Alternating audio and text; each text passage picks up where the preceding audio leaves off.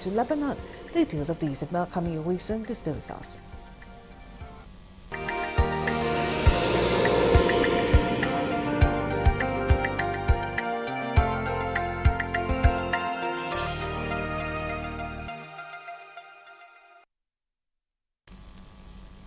Many thanks for joining us at this time. Now, details of the news. President Bola Tinubu has departed Abuja to begin a state visit to France in honor of an invitation from President Emmanuel Macron. The Nigerian leader's three-day visit, which will focus on strengthening political, economic and cultural relations and establishing more opportunities for partnership, particularly in agriculture, security, education, health, youth engagement and employment, innovation and energy transition, promises significant benefits for Nigeria.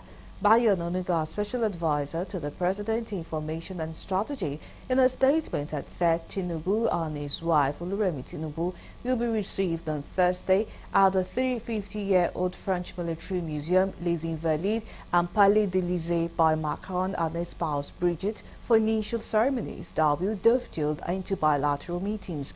Onanuga said during the visit, President Tinubu and President Macron will harmonize positions on stimulating more interest in exchange programs that will focus on skill development for youth and improving their competences in automation, entrepreneurship, innovation and leadership. The both leaders will participate in political and diplomatic meetings highlighting shared values in finance, solid minerals, trade and investment, and communication. They will also witness a session by France-Nigeria Business Council, which oversees private sector participation in economic development. Vice President Kashim Shettima has expressed satisfaction with the continuous increase in volume of trade between Nigeria and China, saying it is one of the highest in Africa. Accordingly, he called for constant improvement of relations between the two nations, maintaining that the two countries are friends that have sustained mutual respect and honor for one another.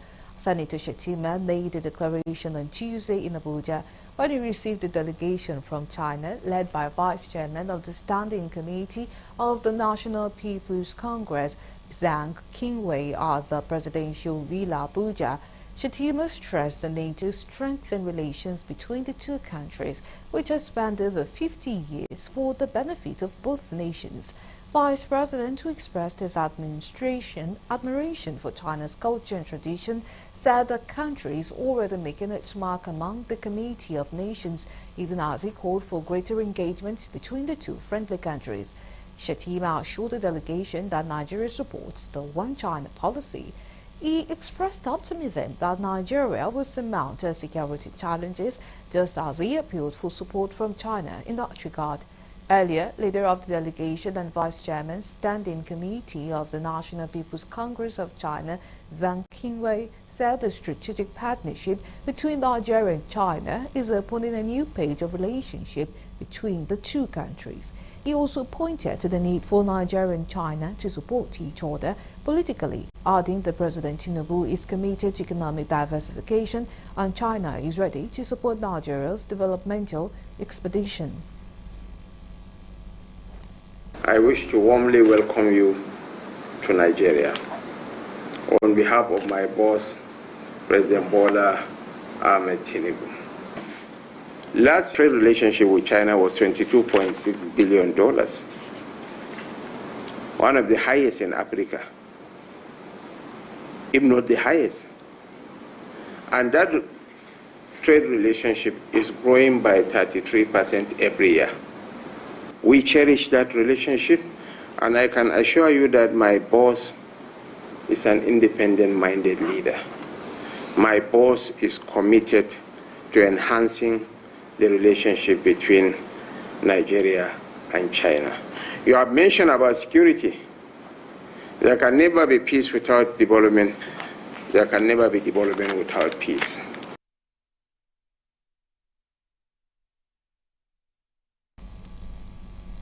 Vice President Kashim Shettima has departed Abuja for Abidjan, Côte d'Ivoire, to attend the opening ceremony of the International Exhibition of Extractive and Energy Resources 2024 conference. The conference is an international event organized by the government of Côte d'Ivoire that focuses on policies and strategy for the sustainable development of extractive and energy industries. Stanley Nkocha, Senior Special Assistant to the President in Media and Communication, Office of the Vice President, in a statement, said the conference will be held from November 27 to December 2, 2024 at the Abidjan Exhibition Center. At the invitation of Côte d'Ivoire's Vice President, Shatima will utilize the event to share Nigeria's experience in the hydrocarbon exploration and production sectors. The Vice President is expected to return to Abuja today.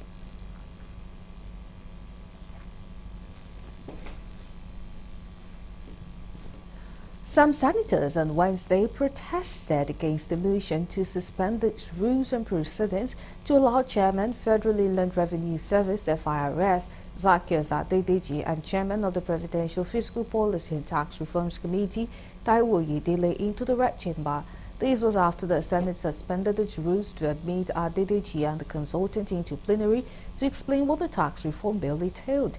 However, before they were admitted, a slight uproar ensued as some lawmakers kicked against the FIRS chair and the consultant entry to the chamber. Correspondent Kule Ojo reports that Senator Abdul Ningi and Ali Ndume raised an objection over the Senate's decision to suspend the business of the day and entertain a separate matter in spite of its validity. Mr. Speaker, I read through some of these things and I listened to the leader most appropriately. I don't see anywhere whereby the senators should allow these people to come here and make the kind of interactions they so want. Try to use the position of the Senate, because the order paper is clear and we have been doing this. I have no problem having them to come here and explain whatever. We have been doing that, but we follow known procedures. And that is, if today this thing has to be taken, you now quickly ask for supplementary order paper that will reflect this. And as you say, this is a very, very important matter. Despite their objections, Deputy President of the Senate, Barau Jibrin, who presided over the plenary session, defended the Senate's action, dismissing concerns as unnecessary rhetoric. Clamoring for openness in this arrangement. We want to be open. We want Nigerians to know. We want everybody to know what's wrong here. We are trying to make everything open, live. Let everybody listen. The chairman of is here. And why are you saying you don't want that to be done? This is wrong.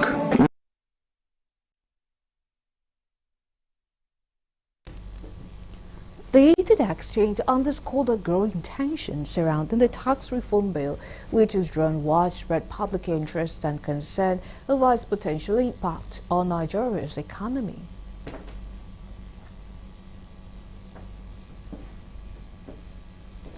The Federal Capital Territory Development Commission bill passed a second reading on Wednesday at the Red Chamber of the National Assembly. The sponsor of the bill, Senator Wadada Aliyu, highlighted the significant challenges posed by rapid growth of Abuja as Nigeria's political and economic center and surrounding towns. According to Aliyu, the bill aims to create a specialized commission tasked with managing development of satellite towns within a 60-kilometer radius of the FCT's borders. While Abuja has become a hub for governmental, political, and economic activities, the neighboring towns to the FCT have continued to experience various challenges as they are all de facto extensions of Abuja. They continue to suffer from inadequate infrastructure, limited public services due to overcrowding and ever-growing population influx. Correspondent Kolojo reports that the bill received polarized reactions during the debate, with some senators expressing concerns over funding and potential duplication of effort with existing agencies. Satellite towns have no infrastructure. budgetary provisions are grossly inadequate. In fact, it is only the FCT budget that is funding the satellite towns. But the FCT budget doesn't include funding of satellite towns. So for this reason, Mr. President, I support this bill. I wholeheartedly support, we will work out the modalities of the Constitution, but that commission is critical. FCT, we all live here, all the agencies are here, all the MDAs, all of them are here. So it does not make sense for us to ignore the realities of having so many people living in the capital. And the capital isn't just the few districts that have been developed. Those satellite towns of the FCT are those satellite towns that are within the constitutionally recognized boundaries of the Federal Capital Territory. To extend it outside will mean amending the Constitution and then making a recognition of those places like Mararaba, Keffi, and several other surrounding towns in Kaduna and other states. Presiding over plenary, Deputy President of the Senate, Jibrin Barau, before passing the bill for second reading, said that the bill will be configured in the committee level before its final phase. Of course, when the report is brought to the floor of the Senate, we'll look at how the committee is going to do the entire thing, and if it's okay with us, then we can pass it. But it's not in tandem with the Constitution, or it doesn't go well, it's not sensible, it's not okay, then of course we can get it aborted. Those in favor that the bill be read the second time, please say aye. Aye. Those against say nay. The ayes have it.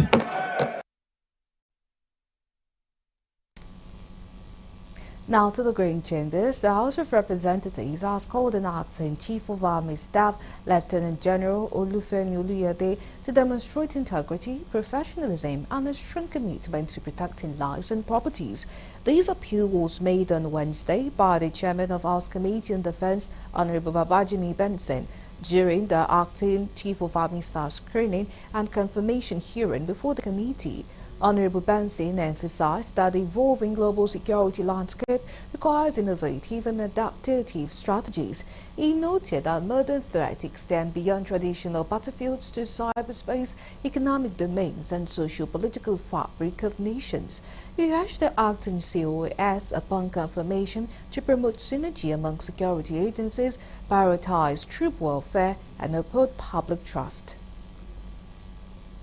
While we commend the significant successes recorded in recent years, it is clear that more work remains to be done to achieve sustainable peace across all regions of the country.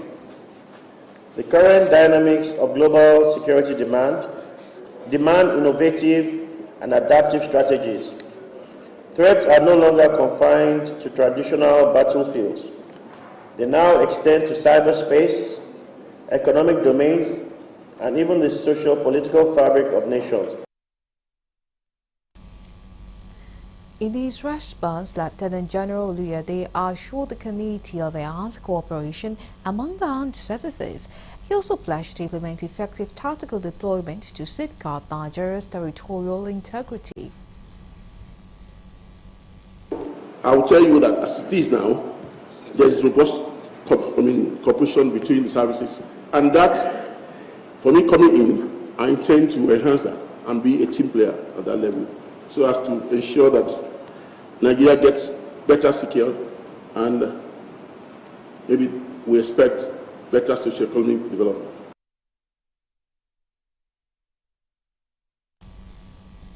Still with the Green Chambers, the House of Representatives has approved the Medium-Term Expenditure Framework (NTEF) and Fiscal Strategy Paper (FSP) for 2025 to 27.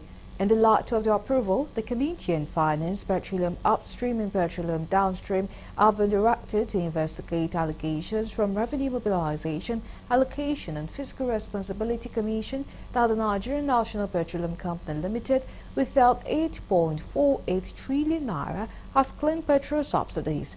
The investigation will also address findings by Nigeria Extractive Industries Transparency Initiative, which reported that NNPCL failed to remit $2 billion in taxes to the federal government. Additionally, the committee will verify the total unremitted revenue and the recovery from premium motor spirit sales by NNPCL between 2020 and 2023. The approved EBDAP sets an exchange rate of 1,400 naira to US dollar for 2025, 26 and 27, with the review planned for early 2025 based on monetary and fiscal policies. Inflation rate projection is set at 15.75% for 2025, 14.21% for 2026 and 10.04% for 2027. We're expecting increase in our volume of oil production. When we have increase in the volume of oil production, your foreign reserve will increase. When your foreign reserve increase from what it is, you are stronger. Your currency, your naira will be stronger. Do you understand? Against any other currency. I think this is just the basic issue. It's not about, it's not a guesswork. What we should do, of course, is from my brother, from minority leader from the south. At the inflation rate, as it stands today, let me borrow a leaf from you so I don't make any error again. I know that in June, it was 34.9 in June this year. And June last year, that is a year ago, it was 22.79. There was an increase of close to 10%. We agreed and convinced that 2.something million barrels would be produced on a daily basis. It's a projection. And we equally agree that the benchmark is $75 to a barrel. We equally projected that it's going to be 4.6 growth in our GDP. As against where we are now, 1.7. This government has already gained 300 naira, which they are going to share at FAC. How do we solve this problem? If you say, let's push it upwards, you're also alluding to the fact that the dollar can no longer come below that. We have Dangote refinery that is capable of meeting all our consumption energy needs in that sector.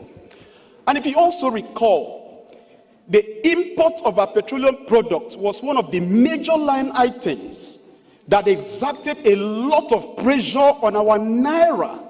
And as we speak, that load has been offloaded from our naira. To move that a bill for an act to make mandatory procurement first option of locally made products, goods and services by government ministries, departments and agencies, and make it mandatory for the government ministries and department of agencies to give priority to local manufacturers and indigenous companies in the procurement of goods, works and services, to prohibit the exclusion of locally produced goods in the procurement process. Leader, please move that the House do adopt the report of the Committee of Supply as a working instrument of the Parliament. We do adopt the report of the Committee of Supply as a working instrument of the Parliament. Say aye.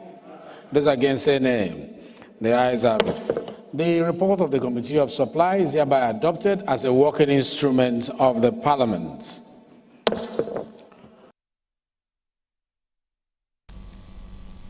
You're still on to the news on Galaxy TV. Coming up next.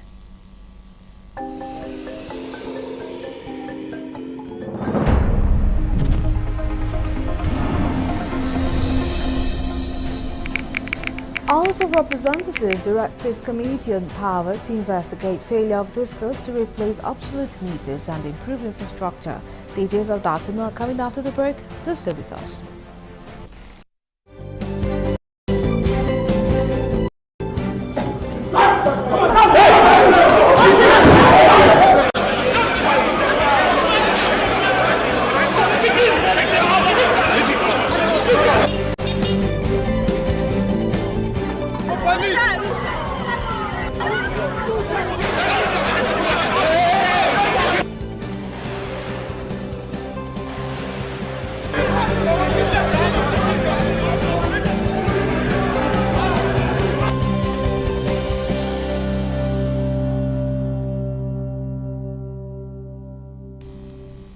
We are glad to have you back. Now, for more updates and latest news, please visit our website www.galaxytvonline.com.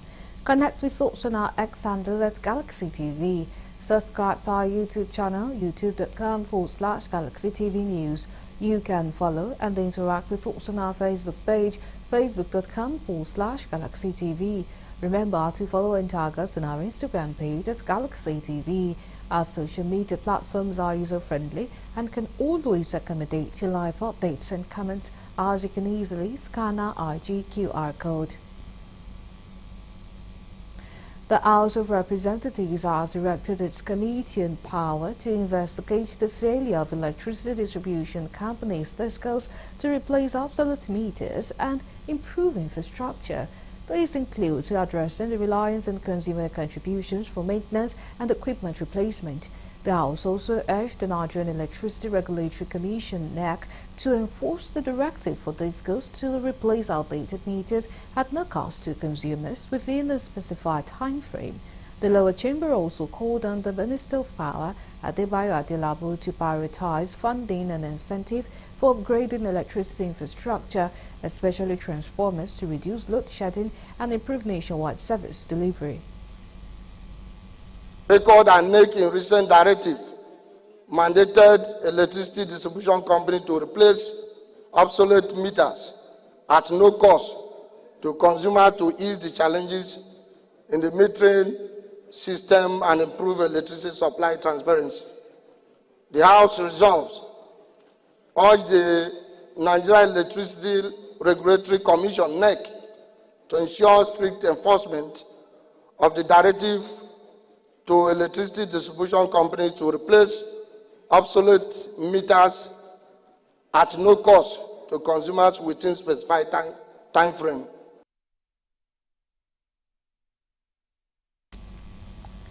In a separate resolution, the House mandated an investigation into the recent CNG cylinder explosion in Edo State and similar incidents nationwide, which resulted in fatalities and severe injuries. The inquiry aims to uncover the causes and prevent future occurrences. The House also called for legislation to regulate the production, installation and use of CNG tanks and systems in vehicles, ensuring compliance with international safety standards and eliminating substandard products by unqualified manufacturers. International accepted safety standard and prevent fabrication of substandard CNG tanks by unqualified individuals. Mandate the House Committee on Gas Resource and Committee of Industry to investigate the CNG cylinder explosion in Edo State that resulted in tragic loss of lives and severe injuries, to identify the cause and prevent further occurrence. In another development, the House mandated its Committee on Digital and Electronic Banking, Finance, Banking Regulation and Financial Crimes to summon the Governor of Central Bank of Nigeria and Managing Directors of commercial banks and financial institutions using POS services. The committee were directed to report back within 4 legislative weeks. The House is aware that undocumented POS transactions from both parties' identities create a loophole for fraudulent activities such as identity theft, money laundering, and unauthorized transactions. Also, by enforcing the documentation of users' identity, the incidence of fraud will significantly reduce and the security of financial transactions in Nigeria will be enhanced.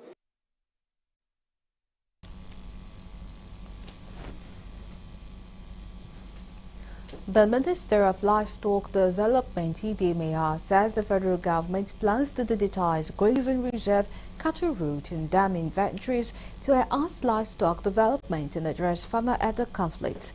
He said the initiative aims to improve the livestock value chain and foster economic growth. Mayawa stated this during a meeting with House of Representatives Committee on Livestock Development, highlighted that a comprehensive assessment of Nigeria's grazing reserves and route has been conducted, with plans to establish new routes away from urban areas. He stated that the sector could contribute to 33 trillion naira to the economy if fully developed, while creating more jobs and attracting investment in ranching and dairy farming. The minister also urged state government to create ministries of livestock to facilitate collaboration with federal government. Chairman of House Committee on Livestock Development, Raji Olawale, expressed support for the initiative, reaffirming the committee's commitment to ensuring the success of administration's livestock policies. Already carried out a comprehensive assessment of the grazing reserves, stock routes, and dams all over the country. Already we have gotten a total number of 417 grazing reserves across the country, from New Market to Abeokuta, from Sokoto to Calabar. The only regret is that the creation of the ministry is coming this late. But our consolation is that your wealth of experience as a technocrat and also a practicing farmer, we have no doubt that we have a round peg in round hole.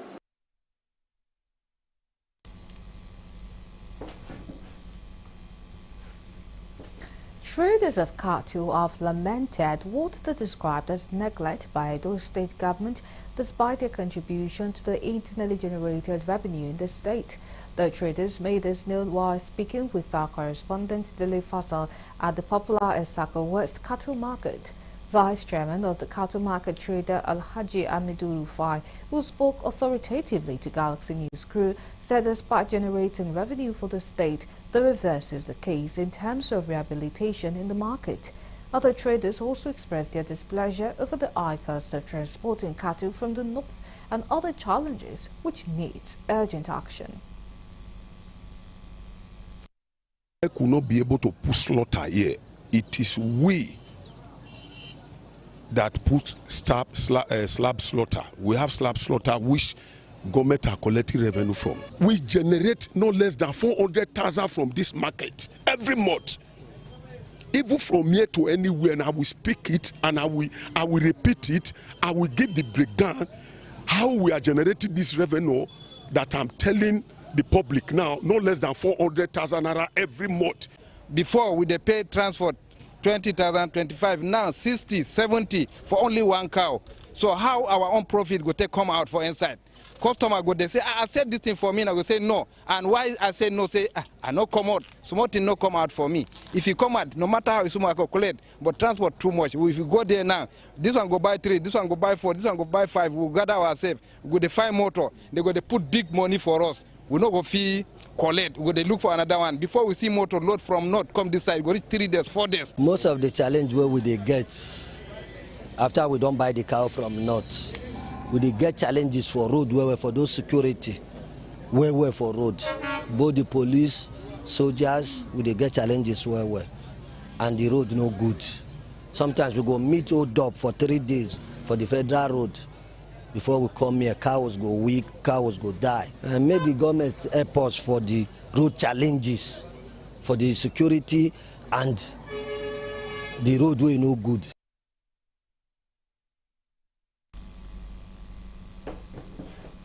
And to other stories, barely 24 hours after Port Harcourt Refinery commences crude oil processing, the Group Chief Executive Officer of the NNPCL, Mele Kyari, has said that the coming up on the stream of the Port Harcourt Refinery will help solve the energy security issues in Nigeria. The NNPCL Group CEO made these remarks when he led other stakeholders on a working visit to Port Harcourt Refinery to a certain level of processing work. Correspondent Dele Fassel has run this report. According to the Group Chief Executive Officer of the NNPC Limited, Mele Kyari, the commencement of crude processing at the Port Harcourt Refinery would not have been possible if not for the part played by the President in ensuring it comes to life. We're very proud that our team, the NNPC workers, combined with our contractors, our management, our board of directors have come together with the support of Mr. President. It's very important to know that you can't do this without leadership support and encouragement. And with that combination, this plan has come live today. It's going to solve some of the energy security issues in our country. And we are very proud that this has been done, and it's really a very fulfilling moment, this moment for everyone working in NNPC, and also to our shareholders. On their part, the Chief Executive of the Nigerian Mainstream and Downstream Petroleum Regulatory Authority, Farouk Ahmed, and his stakeholders said Nigerians will start seeing petrol price coming down as a result of the feat. Now with the Port Harcourt refinery and Dangote refinery both producing and loading for the country, you can see there's a lot of volume coming into the country. And once there is a supply, you can see the demand equating to the supply. You can see the price now be determined by choice. And what I was saying is that as we are seeing Port Harcourt refinery coming on stream, there's mostly like probability that the price is going to start to come down, and there'll be more competition because there'll be more availability of the product. We are very happy. I want to commend the NNPC management for this dedication. They have done a great job in spite of what the naysayers felt was not going to be possible. So we're happy today that the whole goal of revamping this depot has come to. Petroleum motor spirit, otherwise known as petrol, automotive gas oil known as diesel, household kerosene and other products continue to be dispatched from the refinery as it commences crude processing. This is as petrol marketers' trucks continue to load products from the refinery. From Rivers State, Daily Fast on reporting for Galaxy TV News.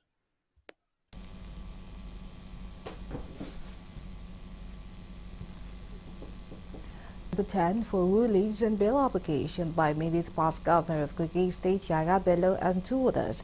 The judge fixed the date after taking argument for and against the bill application by Bello's lawyer, Joseph Bodundi Dauda-san, and the prosecutor's counsel, Kemi Fineri-san. Correspondent Kuleojo completes the story. After months, he was declared wanted by the Economic and Financial Crimes Commission. The former governor of Kogi State, Yahaya Bello, was arraigned today at the FCT High Court in Abuja. At the end of the trial, the judge reserved a ruling concerning the bail application filed by Yahaya Bello and ordered that Yahaya Bello be remanded at the custody of the Economic and Financial Crimes Commission till December 10, 2024. What goes down?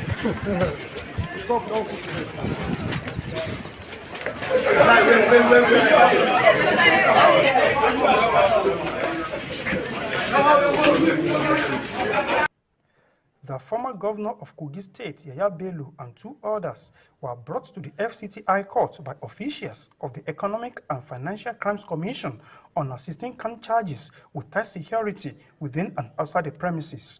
In the course of the arraignment, the accused person pleaded not guilty to the 16 count charges brought against them by the Economic and Financial Crimes Commission. Bello, who is the first defendant, vehemently denied the allegations before Justice Miriam Anning as they were read out by the court registrar. After taking their plea, the defendant's counsel, J.B. Daudu S.A.N., moved an application for bail, but the EFCC counsel, Kemi Pinheiro, opposed the application, saying it had expired in October. Making clarifications, the defendant counsel clarified this, saying that the only relevant application before the court was the motion for bail in respect of the first defendant. Relying on all the paragraphs of the affidavit, he added that the bail application was also supported with a written address. The EFCC had moved for the trial to commence immediately and was ready to call its first witness. Bello's counsel argued that they were served with the charge at 11 p.m. on November 26th and that he would need time to prepare his clients. On the bail application, Daudu S.A.N. said the law in Nigeria says a defendant is innocent until proven guilty. Pointing out some paragraphs in the counter affidavit, he said the prosecution raised issues that had to do with the matter at the Federal High Court. Justice Aneni thereafter rose for a short recess.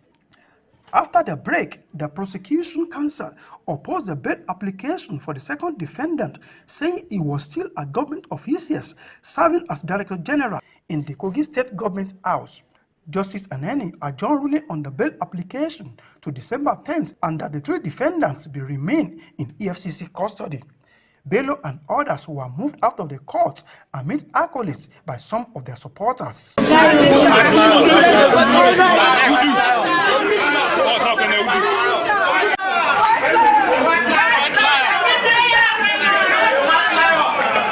will be recalled that Umar Uricha and Absalam Udu had earlier been admitted to administrative bail by the Economic and Financial Crime Commission, while the former governor appeared before the court for the first time. The Federal Capital High Court in Abuja, Kunle Ujo, Galaxy TV.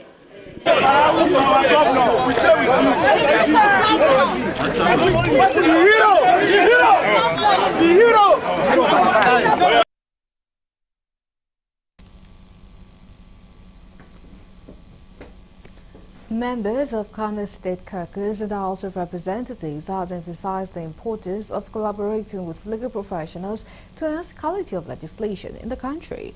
The lawmakers made the call during the meeting with Kano State Chapter of International Federation of Women Lawyers, FIDA, at House of Representatives, Abuja. Honorable Alazana Dodokua, the leader of Kano and Northern Caucus, acknowledged that despite their experiences, legislators often encounter gaps that only expert legal advice can fill. Earlier, Barrister Bilikisu Suleiman, chairperson of FIDA Kano, outlined the organization's commitment to providing free legal services, especially for women and children, while promoting access to justice. She stressed that FIDA focuses on mediation and advocacy to resolve sensitive issues outside courtroom, ensuring peace within families and communities. Those of us that are here, we are called lawmakers. But while we are making laws, definitely we will expect fine and brilliant brains like you to be helping us with some inputs. That is all. At all levels of legislation, we have a very critical point or window that we call public hearing. Apart from public hearing, members of the House also do have their constituency offices in their respective local governments. There are several other windows through which you can reach out to your representatives as professionals, especially legal professionals. And you will have a lot to contribute to our performance here as members representing the greater and the larger Kano. Our focus is protection, preservation of the rights of women and children. And we are rendering our services freely without charges, pro bono services.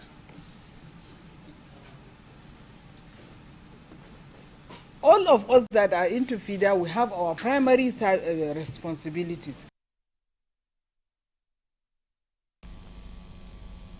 Lagos State Traffic Management Authority LASMA has displayed unwavering commitment to public safety and seamless traffic management by swiftly neutralizing a potentially calamitous situation at the Charity Access in Ward Oshodi Anthony area of Lagos. Earlier today, a fully laden diesel tanker experienced a spillage along the main carriageway of the expressway, posing an imminent threat to commuters, residents and surrounding infrastructure. LASMA officers, in synergy with other emergency response agencies, including Lagos State Fire Service, promptly converged at the scene. The rapid intervention facilitated the effective containment and mitigation of the hazardous situation, averting what could have been a major disaster. The affected zone was immediately cordoned off to protect lives and properties, while LASMA officials meticulously managed traffic flow to minimize disruptions and ensure safety of all road users. This coordinated response successfully neutralized the risk of fire outbreak and environmental degradation. The general public has been urged to remain calm and exercise patience as efforts are underway to restore normalcy in the affected area. Residents and motorists are encouraged to adhere to directives from traffic management officers and utilize alternative routes when necessary. Nigerians have applauded the revelation made by Minister of Foreign Affairs for State Bianca Ojukwu about the intended release of Biafra separatist leader Nnamdi Kanu. The assertion the government may release him soon based on realization of the difference between freedom fighter and terrorist is believed to have respite for ongoing agitation in the southeast. Galaxy News correspondent Lebi Joseph sent in this report. The leader of the proscribed indigenous people of Biafra, IPOB, Mazi Nnamdi Kanu, who was arrested on June 27, 2021 in Kenya and has spent over 1,200 days in the Department of State Service detention. His arrest sparked significant unrest among Biafra's separatists and their supporters, especially in the southeast, leading to the commencement of the Monday sit-at-home regime. all peoples have the right to self-determination. You wouldn't say a person who is fighting for self-determination is a terrorist. That is why today nobody on earth calls Nelson Mandela a terrorist. So there's a difference between a freedom fighter and a terrorist. So I'm of the view that Nnamdi Kanu should have been released long ago because he is not a terrorist. The agitations in the southeast have majorly centered around the fact that Nnamdi Kanu has been incarcerated for a period of time. And apart from that, there are, as well known, judicial pronouncements in respect of his release, which have been severally flaunted by the security agencies. And in that regard, it becomes to many like a prisoner of conscience. Arrest of Simon Nepal in faraway Finland has magically shed a brighter light on the difference between Nnamdi Kanu's freedom crusade and Nepal's act of terror, which has created fear and palpitations among the people of the Southeast. The non-political actors are likely to have will have a bit of respite. So some of those immediate legitimization of some of those agitation will simmer down, and so we're likely to see a reduction in the agitations in the southeast. But again, it left to be seen if that is also what exactly some political actors, I deliberately use that word, are actually looking for. Freedom fighter is fighting for the freedom of his people. A terrorist is a criminal. For instance, we have from the same place one Ekpa, and you have Nnamdi Kanu. Simeon Ekpa, domiciled in Finland, has been pitching the people of Imo State, and in fact in the entire Southeast, against themselves in the name of fighting for Biafra. They are killing themselves. He has killer squads. From Lagos, this is Lebi Joseph reporting for Galaxy TV News. Now we move to the international desk for more news.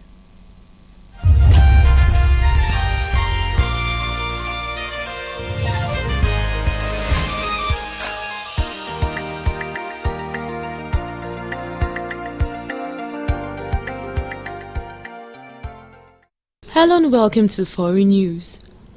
A ceasefire between Israel and Hezbollah came into effect. Much of Lebanon was quiet for the first time following 14 months of a conflict that has killed thousands of people. The displaced residents of southern Lebanon started returning to their homes amid celebrations hours after the ceasefire started at 4 a.m. on Wednesday.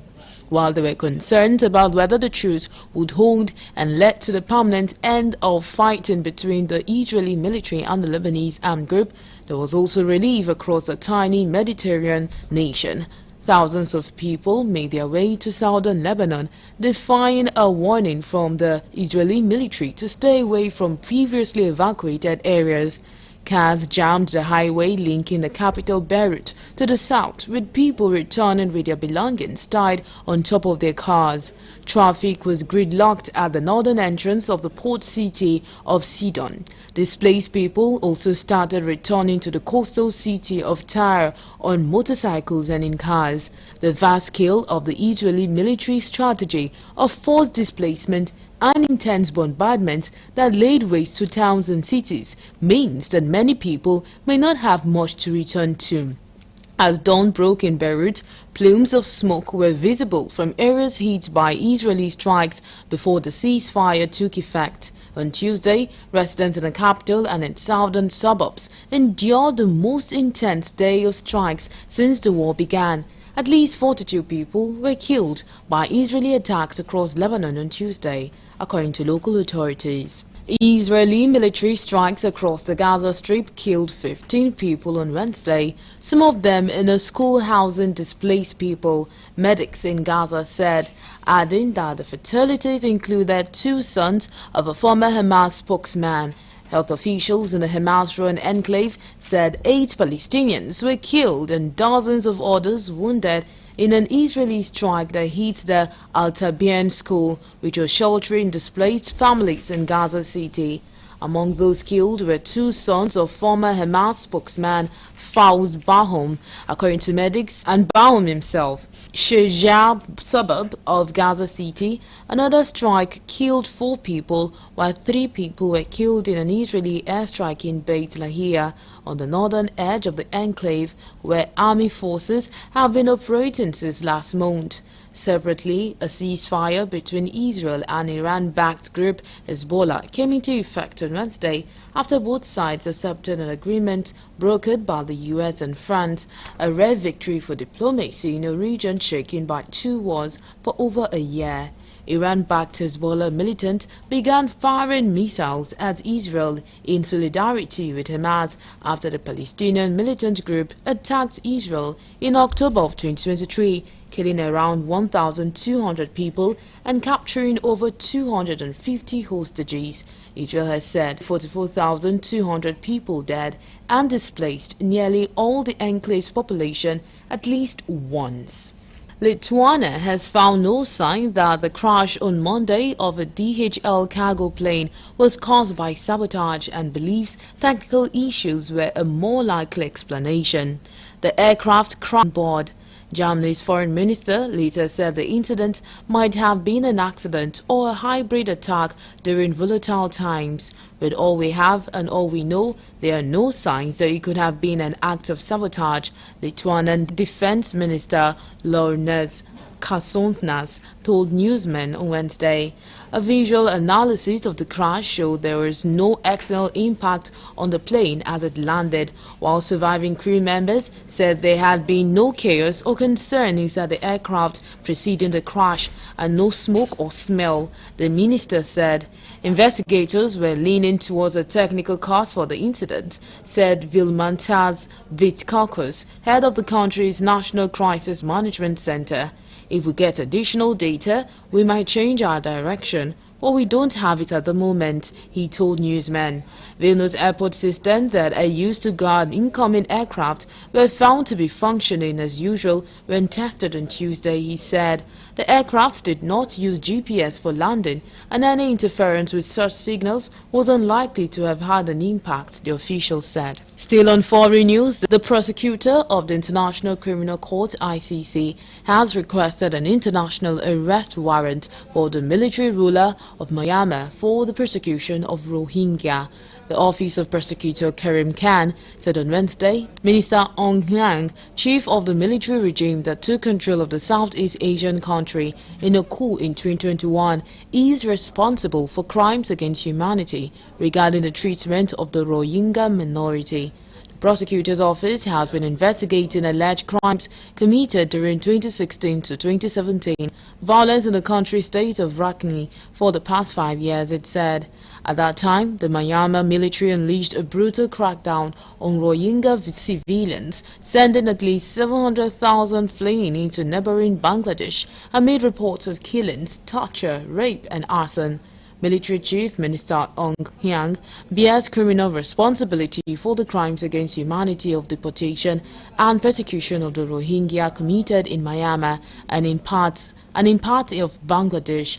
The prosecutor office said the work of the ICC seeks to vindicate the resilience of the mainly Muslim minority community of Rohingya, more than 1 million of whom were forcibly displaced by military action, and their hope in the power of the law, the prosecutor added. An Albanian court on Wednesday released from house arrest former Prime Minister Sali Berisha, who leads the opposition Democratic Party and is charged with corruption.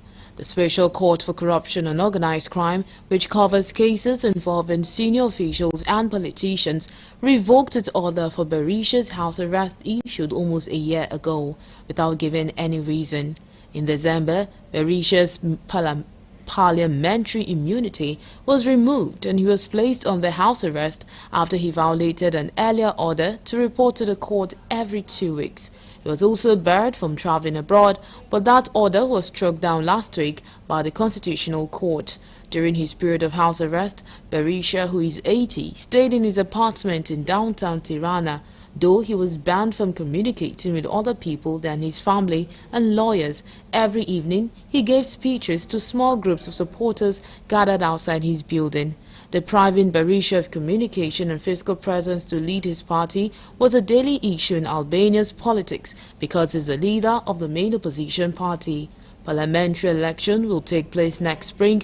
A year ago in October, prosecutors publicly put him under investigation for allegedly abusing his post to help his son-in-law. Jamaba Maltese privatized public land to build 17-apartment building in the capital, Tirana. In September, Berisha was formally charged with corruption in connection with a property deal.